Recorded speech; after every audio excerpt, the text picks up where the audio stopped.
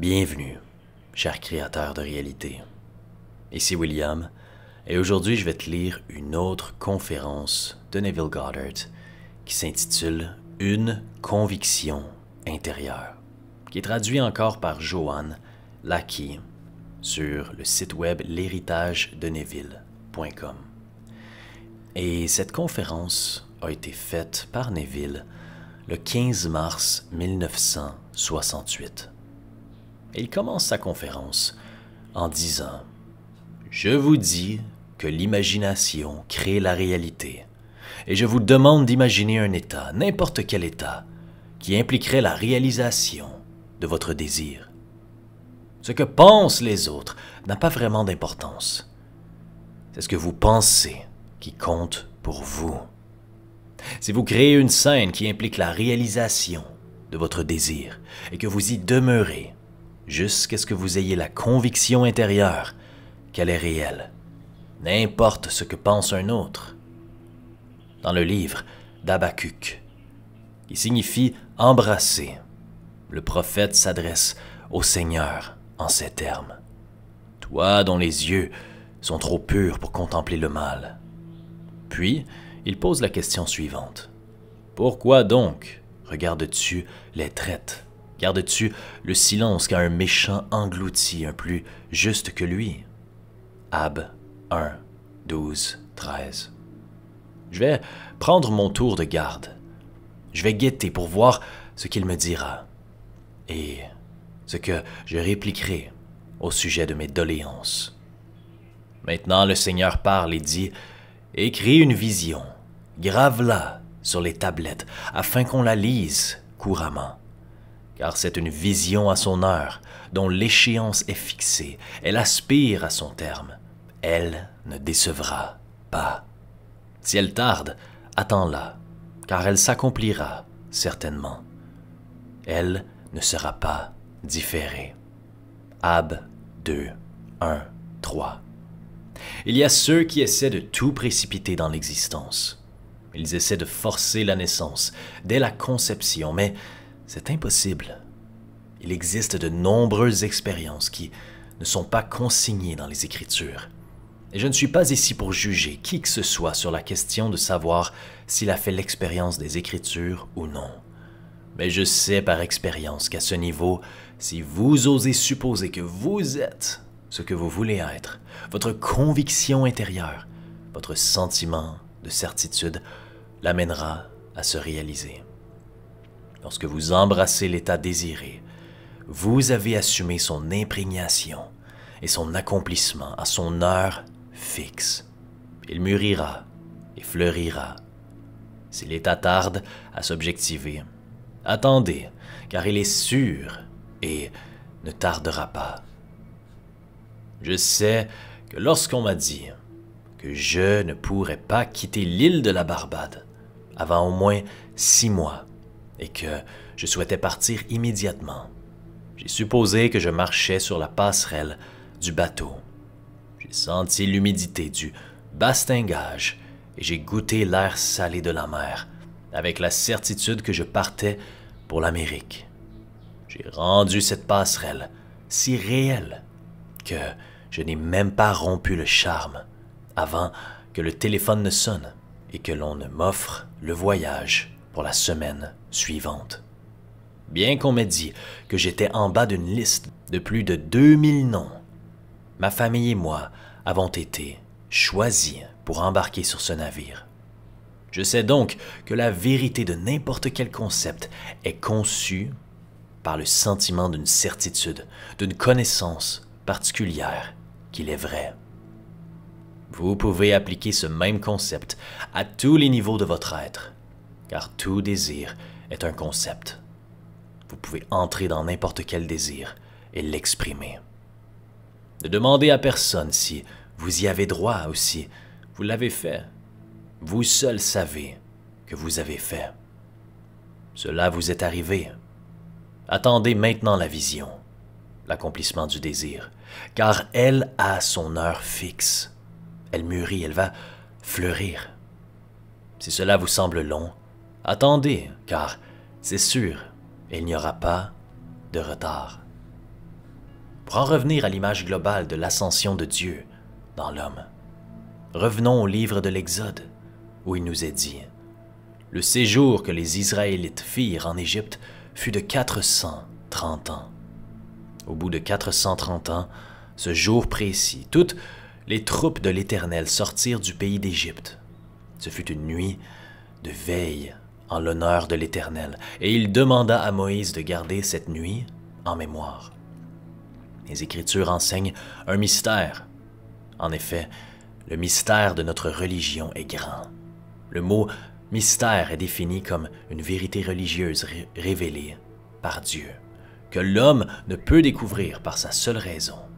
Il s'agit ici d'une doctrine de vérité révélée. Donc si on résume un peu ce que Neville a parlé dans sa conférence jusqu'à maintenant, il a dit que pour créer notre réalité, nous devons, premièrement, avoir une vision qui nous permet de se connecter avec une conviction intérieure, un sentiment que nous embrassons, une certitude.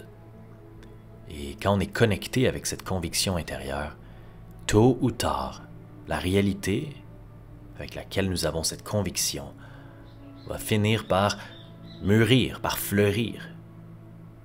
L'état désiré qui est assumé pleinement, qui est imprégné sur notre subconscient, a son heure fixe et on a simplement à attendre, à le laisser venir.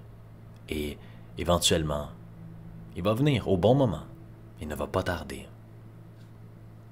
Et il continue en nous disant, pour en revenir à l'image globale de l'ascension de Dieu dans l'homme, revenons au livre de l'Exode, où il nous est dit, le séjour que les Israélites firent en Égypte fut de 430 ans. Au bout de 430 ans, ce jour précis, toutes les troupes de l'Éternel sortirent du pays d'Égypte. Ce fut une nuit de veille en l'honneur de l'Éternel, et il demanda à Moïse de garder cette nuit en mémoire. Exode 12, 40, 42. Les Écritures enseignent un mystère. En effet, le mystère de notre religion est grand. Le mot mystère est défini comme une vérité religieuse révélée par Dieu, que l'homme ne peut découvrir par sa seule raison. Il s'agit ici d'une doctrine, de vérité révélée. Le 15e chapitre de la Genèse nous dit « Toi et tes descendants, vous serez asservis pendant 400 ans. » Or, le nombre 400 est la 22e lettre de l'alphabet hébreu, dont le symbole est la croix. Votre corps de croyance est la croix appelée 400, et tant que vous la portez, vous êtes asservis sur une terre qui n'est pas la vôtre, mais à la fin, vous en sortirez avec de grands biens. Dans le 12e chapitre de l'Exode, 30 ans ont été ajoutés aux 400. Et dans le Nouveau Testament, il est dit que Jésus a commencé son ministère alors qu'il avait environ 30 ans. Dans ce monde, vous êtes asservis et vous jouez votre rôle jusqu'à ce que vous soyez embrassés, fécondés et que 30 ans plus tard, le Christ naisse en vous et que vos épreuves et vos tribulations soient terminées. Les 400 ans ne signifient pas des années, mais les 30 ans, oui. La durée de 400 correspond à ce que Blake appelle 6000 ou 8500 ans. Appelez cela comme vous voulez. C'est la période pendant laquelle l'homme joue son rôle dans ce monde. Puis vient le moment où, en tant qu'homme, vous êtes sélectionné, appelé et embrassé, et où l'on vous dit de monter la garde, car le signe a son propre temps pour mûrir et fleurir en ce temps est de 30 ans. Mon ami Benny ne se souvient pas de cette étreinte, mais je m'en souviens très bien. C'était en 1929, j'étais pleinement conscient de l'étreinte, tout comme j'étais pleinement conscient de son accomplissement en 1959. Je peux donc dire à quiconque à partir de ma propre expérience comment cela se produit, mais je ne peux pas vous dire quand, si vous ne vous souvenez pas de l'étreinte. Ce n'est qu'après l'imprégnation que je peux prophétiser sur la nature et le moment où ces choses se réaliseront. Je ne sais pas combien de temps il faut pour que chaque œuf éclose dans un nid, mais je sais que chacun éclora en son temps. Il en va de même pour une hypothèse. Si je désire être riche, je ne sais peut-être pas combien de temps il me faudra pour parvenir à la conviction que je possède une grande richesse, mais lorsque je sens que la richesse est mienne, j'ai conçu. La conception est ma fin. Le temps qui s'écoule entre mon désir et sa conception dépend entièrement de ma conviction intérieure que c'est fait. Un cheval a besoin de 12 mois, une vache de 9 mois, un poulet de 21 jours. Il y a donc des intervalles de temps. Mais tout se résume au simple fait que la vérité concernant chaque concept est connue par le sentiment de sa certitude. Lorsque vous le savez, rien ne peut troubler votre certitude. Ça, c'est très puissant ce que Neville vient de dire. On ne sait pas combien de temps ça va prendre pour chaque manifestation que nous choisissons, pour chaque réalité pour éclore. Mais lorsqu'on a la certitude, on n'est plus troublé par le temps parce qu'on sait que c'est fait intérieurement, on sait que ça s'en vient. Comme si on était déjà enceinte. Une femme qui est déjà enceinte, est-ce qu'elle est troublée en sachant « Ah, est-ce que ça va venir ou ça va pas venir? » Non, elle est dans la foi, elle sait que ça s'en vient, elle se prépare, elle commence déjà à acheter des choses pour la chambre de son enfant. Même si l'enfant n'est pas encore là, elle sait qu'il s'en vient. C'est la même chose avec notre manifestation, notre réalité, notre sentiment du désir réalisé. Dans mon cas, alors que je sentais la passerelle sous mes pieds et la brume salée sur le bastingage du navire à la Barbade, le téléphone a sonné et le billet m'a été accordé. Il y a eu d'autres fois où cela a pris plus de temps. Malheureusement, nous ne tenons pas de comptabilité pour savoir combien de temps il faut pour que les choses se réalisent une fois que nous les avons faites. Mais tout concept est un œuf, et le reste, jusqu'à ce qu'il soit occupé. Occupez votre désir, ressentez sa certitude et vous pourrez prophétiser sa réalisation. Bien que je ne sache pas ce qu'il en adviendrait, j'ai gardé une trace de ce qui m'était arrivé en 1929, de sorte que lorsque je suis né d'en haut et que j'ai été ressuscité de l'intérieur en 1959, j'ai regardé en arrière pour découvrir que cela faisait 30 ans. J'ai découvert que Jésus avait commencé son ministère à l'âge de 30 ans et qu'Israël avait effectué son exode 30 ans après les 400 ans indiqués dans la Genèse. Cet exode, nous allons le célébrer dans un futur proche comme la Pâque, un jour à garder en mémoire pour toujours, car c'est une nuit de veille pour le Seigneur. En ce jour, le Seigneur fera sortir toute l'armée d'Israël du pays d'Égypte, et ils sortiront l'un après l'autre. Si quelqu'un me raconte une histoire qui ne fait pas partie de mon expérience, je ne peux ni la confirmer ni l'infirmer. Je sais seulement que mon expérience correspond aux Écritures. Et je vous le dis, chaque chose a son temps. Elle mûrit et fleurira. Si l'accomplissement semble long, attendez, car il est certain et ne tardera pas. Tout vient à temps, mais nous ne connaissons pas l'intervalle de temps, parce que nous n'enregistrons pas la conception. Dans mon cas, je tiens un journal, je consulte les Écritures pour savoir où se trouve le passage dont j'ai fait l'expérience, et je note la date à côté. Je sais maintenant combien de temps il faut pour accomplir les Écritures. Je sais aussi qu'en ce qui concerne le monde de César, j'ai reçu une confirmation dans le silence. J'ai explosé dans le moment présent et après avoir ressenti le frisson, j'ai su que cela devait arriver. Mais je ne savais pas quand. Cela pouvait être un jour, une semaine ou un mois. Il y a 3 semaines, j'ai appris une bonne nouvelle pour un ami et aujourd'hui, j'ai reçu la confirmation que cela s'était produit. Je ne cataloguerai pas cet événement pour dire qu'un désir particulier équivaut à tous les désirs, car un désir peut être aussi différent qu'un œuf de poule l'est d'un œuf d'éléphant. Je sais cependant que les événements de l'Écriture ont des périodes définies. L'Écriture s'accomplit au temps de Dieu, et vous ne pouvez ni le retarder, ni la hâter.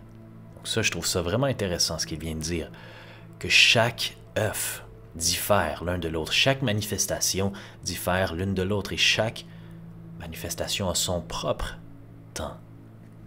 C'est très intéressant, et ça répond à la question souvent des gens qui se disent « Quand est-ce que ça va venir? Quand est-ce que ça va venir? » C'est pas important quand ça va venir. L'important, c'est ce que tu es certain en ce moment de la présence, de cette certitude intérieure. Est-ce que tu es certain que c'est en route, que tu es aligné avec le sentiment du désir réalisé ici et maintenant, que tu vis dans la fin. Une amie m'a écrit cette semaine pour me dire « Je me suis retrouvé assis à une table en train de regarder une belle assiette contenant un steak cru. Lorsque j'ai entendu les mots « Mangez-le », en obéissant à cet ordre, j'ai entendu la voix dire « Tu as mangé le corps de Dieu ». Cette dame a accompli les versets 51 à 56 du 6e chapitre du livre de Jean. Ma chair est le pain de vie, et celui qui en mange a la vie éternelle. Elle a complètement mangé le corps de la vérité révélée, et la vie éternelle lui appartient désormais. Je ne peux pas lui dire quand elle sera appelée, mais elle a accepté la vérité révélée, qui est le corps de Dieu. Une autre lettre m'est parvenue racontant que cette femme, auteure de la lettre, avait passé la journée à travailler sur les livres de son mari. Elle était si fatiguée au moment de s'endormir et elle a dit « Père, je ne peux pas prendre en charge tous les aspects de la vie de mon mari. Père, je ne peux pas prendre tous les aspects de la journée et les changer, mais je peux imaginer que cela ne s'est jamais produit. » Elle a donc commencé à créer une scène qui impliquerait que tous les problèmes de la journée ont été résolus. Lorsqu'elle a vu apparaître de nulle part une énorme scène de montagne couverte d'arbres magnifiques. En observant, elle découvrit que son activité mentale faisait bouger les arbres et que le monde représenté à l'extérieur s'ajustait pour être en harmonie avec ses pensées. Puis elle a dit « J'en suis venue à la conclusion que mon Dieu est un Dieu d'action, car j'ai vu tout ce que j'imaginais se produire maintenant. C'est ainsi que Dieu voit l'homme. Nous sommes toujours en train de nous adapter à son être parfait. Il regarde à l'extérieur, mais tout se passe à l'intérieur. Ce soir, je vous demande de prendre la chose la plus fantastique de ce monde et de trouver en vous la conviction intérieure qu'elle vous appartient. Car la vérité de tout concept est connue par le sentiment de certitude que cette conviction inspire. Une fois que vous aurez acquis ce sentiment de certitude, ne me demandez pas de le confirmer. Qu'importe ce que je pense, ne soyez pas désillusionnés si votre expérience n'est pas la mienne. Croyez en vous et faites confiance à votre sentiment intérieur. Mettez-vous à l'épreuve et si cela fonctionne à ce niveau, cela fonctionnera au plus profond de votre être. Si dans mon imagination je monte sur une passerelle et que je regarde avec nostalgie la petite île de la Barbade et que le téléphone sonne, m'offrant le billet que je désire, n'ai-je pas influencé mon monde extérieur? L'appel téléphonique n'est-il pas le reflet de mon activité mentale? Je suis arrivé au point de ressentir une certitude particulière, et cette certitude a été son inspiration. Alors ce soir, je vous le dis, utilisez la loi et prouvez son pouvoir en devenant l'homme que vous imaginez être. Et quand vous le faites, quand vous faites travailler la loi pour vous, n'oubliez pas la promesse, car sans la promesse, qu'importe que vous possédiez la terre entière. Croyez-moi quand je vous dis que vous ne souffrez que d'amnésie. Jésus-Christ est en vous, et quand vous réalisez que Jésus-Christ est en vous, alors vous savez que vous pouvez vous maître dans n'importe quel état, que ce soit la richesse ou la pauvreté. On peut toujours juger de la véracité d'un concept par le sentiment de certitude qu'il inspire. Lorsque vous imaginez voir le monde tel que vous souhaitez qu'il soit et que vous êtes inspiré par sa vérité, peu importe ce que pensent les autres, peu importe ce que c'est lorsque vous savez ce que vous voulez, vous pouvez rendre votre désir si réel, si naturel, que vous atteindrez un sentiment de certitude qu'aucune puissance au monde ne pourra arrêter. Lorsque ce sentiment est le vôtre, laissez tomber. Ne demandez à personne si ce que vous avez fait était bien ou mal. Vous l'avez fait, et c'est tout ce qui est important. Permettez-moi maintenant de vous faire part de la lettre que j'ai reçue de Benny. Voici ce qu'il dit. Des amis noirs, un homme et sa femme, m'ont invité à une fête. En chemin, nous nous sommes arrêtés chez eux, où un groupe de jeunes caucasiens faisait la fête. Soudain, mes amis sont apparus dans l'embrasure de la porte, manteau et chapeau à la main, et m'ont dit « Restez et occupez-vous des enfants ». J'ai été choqué, mais je me suis retourné pour regarder les garçons et les filles, lorsque, sorti de nulle part, un garçon blond aux yeux bleus et à la peau claire s'est approché de moi, et en le regardant, j'ai su qu'il s'agissait de David. Il m'a regardé dans les yeux et m'a dit « Je sais que notre Père ne nous abandonnera jamais ».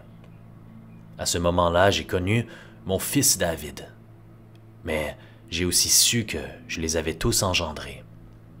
C'était le mercredi. Le vendredi suivant, alors que je racontais cette expérience à mes amis, je me suis réveillé et j'ai découvert que j'avais rêvé car je me suis réveillé sur mon lit. Voilà le dédoublement d'un rêve, la confirmation telle qu'elle nous est racontée dans le 41e chapitre de la Genèse. Vous ne pouvez pas violer l'histoire des Écritures. David est décrit dans le 16e chapitre de 1 Samuel. Et vous ne changerez pas cette description, qui que vous soyez. L'enfant Jésus n'est pas décrit car il peut être noir, rose, blanc ou jaune. Il n'y a pas non plus de description de Jésus, mais je vais vous dire qui il est. Il est l'ancien des jours, tel qu'il est décrit dans les livres de Daniel, de l'Apocalypse. Lorsque vous voyez David, il est le jeune de l'ancien qui l'observe. Benny porte maintenant une peau très foncée, mais aux yeux de son fils David, à la peau claire, blonde et aux yeux bleus. Benny est l'ancien des jours, le Saint d'Israël, celui que nous reconnaissons et appelons Benny, sait maintenant qu'il est le Seigneur ressuscité. Je vais maintenant lui dire que le 8 juillet, il sera coupé en deux, de haut en bas. Je le sais car la vision a son heure fixe, elle mûrit, elle fleurira. Si cela vous semble long, attendez car c'est sûr que cela ne tardera pas. Le livre d'Ézéchiel commence ainsi. Dans la 30e année, les cieux s'ouvrirent et j'eus des visions de Dieu. Ézéchiel vous donne un jour et un mois, ce qui ne veut rien dire. L'important c'est que la 30e année, les cieux s'ouvrirent et qu'il y eut des visions de Dieu. Comme je regardais, voici un vent de tempête. C'est exactement ce qui se passe. La 30e année, un vent impie souffle et vous naissez d'en haut.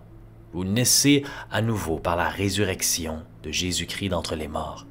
Jésus-Christ est le modèle de salut, de Dieu enterré en vous. Sa mort, au sens le plus littéral du terme, est votre vie, et sa résurrection n'est possible qu'après qu'il se soit fécondé lui-même. Dieu, l'expéditeur, et l'homme, l'envoyé, ne font qu'un. Tombant amoureux de celui-même qu'il a envoyé, Dieu féconde. Il plante sa semence, qui met 30 ans à germer et qui est sa mission de départ. Cette expérience vient à l'homme après qu'il a porté sa croix dans ce monde sauvage pendant des milliers d'années. Malgré les horreurs qui se déroulent dans le monde, lorsque l'individu est appelé et embrassé, qu'importe ce qu'il doit traverser avant de s'éveiller. En l'espace de 30 ans seulement, il naîtra dans un âge entièrement différent, car pendant cette période, il est sorti de cet âge et placé dans l'âge présent, l'âge du royaume des cieux. Maintenant, parce que vous connaissez ce concept, ne pensez pas que vous êtes meilleur que quelqu'un d'autre. Vous êtes une puissance créatrice. Restez sur votre tour de garde et observez ce que Dieu dira et comment vous répondrez. Faites-le en supposant que vous êtes la personne que vous voulez être et en voyant ce que vous verriez si votre supposition était réelle. Restez là jusqu'à ce que vous en ressentiez la certitude, jusqu'à ce que vous atteigniez le point de satisfaction, jusqu'à ce que vous soyez convaincu de sa vérité. Eh bien, que le monde puisse s'effondrer autour de vous, vous deviendrez ce que vous avez supposé être. Dans le 21e chapitre du livre de Jean, il est écrit que si tout était dit sur Jésus-Christ, le monde lui-même ne pourrait pas contenir les livres. Ne pensez donc pas que, parce que je n'ai pas eu votre expérience, celle-ci n'est pas vraie. Mais n'essayez pas de m'obliger à l'accepter. Croyez que vous voulez et passez votre chemin cette nuit. Ma démarche a été entièrement conforme aux Écritures, depuis l'étreinte jusqu'à la descente de la colombe.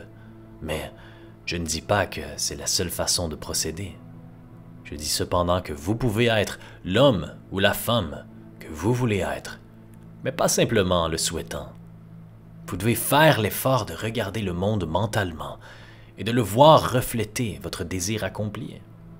Et lorsque c'est le cas, vous devez rester dans cet état jusqu'à ce que vous atteigniez la conviction intérieure que ce que vous voyez, touchez, goûtez, sentez et entendez est vrai, que vous vous habillez du sentiment de sa réalité et que vous explosez. Je vais relire cette phrase parce que c'est très puissant. Vous devez faire l'effort de regarder le monde mentalement et de le voir refléter votre désir accompli. Et lorsque c'est le cas, vous devez rester dans cet état jusqu'à ce que vous atteigniez la conviction intérieure que ce que vous voyez, touchez, goûtez, sentez et entendez est vrai, que vous vous habillez du sentiment de sa réalité et que vous explosez. Faites cela et vous serez enceinte. Et que faites-vous après la grossesse? Rien du tout. Vous attendez simplement que la naissance se produise à l'heure prévue. Et c'est ce qui se passera. Au moment où vous vous y attendez le moins, votre désir s'objectivera dans le monde pour que vous puissiez en profiter, qu'il s'agisse de la santé, de la richesse ou de la célébrité. C'est ainsi que fonctionne la loi de Dieu.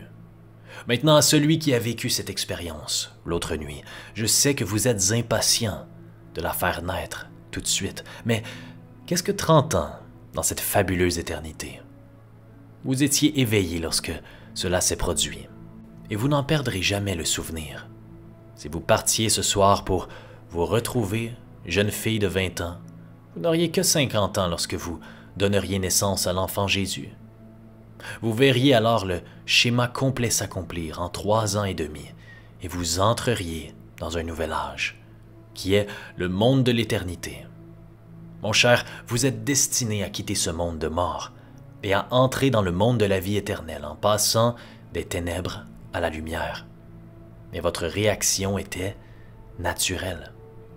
Elle m'a rappelé une histoire que j'ai entendue à New York. Une jeune fille s'est précipitée dans le métro et, se tenant devant un homme, elle lui dit « Voulez-vous, s'il vous plaît, laisser la place à une femme enceinte ?» Le monsieur s'est levé d'un bond, terriblement troublé, et lui a dit « C'est pour quand le bébé ?» Et elle a répondu « Je ne sais pas. C'est arrivé comme ça. » Mais cette dame sait que ce sera dans 30 ans. Mais qu'est-ce que 30 ans quand on a été appelé, sélectionné, choisi? Vous faites partie des élus. Maintenant, entrons dans le silence. Donc, c'était la conférence de Neville Goddard en 1968. On a pu comprendre que tout est dans la conviction intérieure. c'est important d'arrêter de se poser la question « Quand est-ce que ça va venir? Quand est-ce que ça va venir? » Parce que quand on se pose cette question de « Quand ça va venir? », on est en train de moduler notre sentiment de certitude, on est en train de le transformer. On est en train d'ouvrir la porte au doute. Au contraire, on doit voir intérieurement notre vision, la réalité désirée. Et se remplir de sa certitude, de sa présence ici et maintenant, jusqu'à ce qu'à l'intérieur de nous, nous ayons cette conviction intérieure-là. Une fois qu'on a cette conviction intérieure-là, on sait, on doit se rappeler qu'on sait. Naturellement, notre œuf, notre manifestation va finir par éclore. Et chaque manifestation, chaque œuf a son propre temps. C'est pas important que ça vienne tout de suite. Faut être patient. Faut être patient et on doit savoir que c'est fait. C'est la grande leçon que j'ai appris dans cette conférence. S'il y a d'autres leçons que vous avez apprises dans cette conférence et que vous aimeriez les partager en commentaire, s'il y a des questions, n'hésitez pas, ça va me faire plaisir de vous répondre. On se voit à la prochaine vidéo, cher créateur. Merci.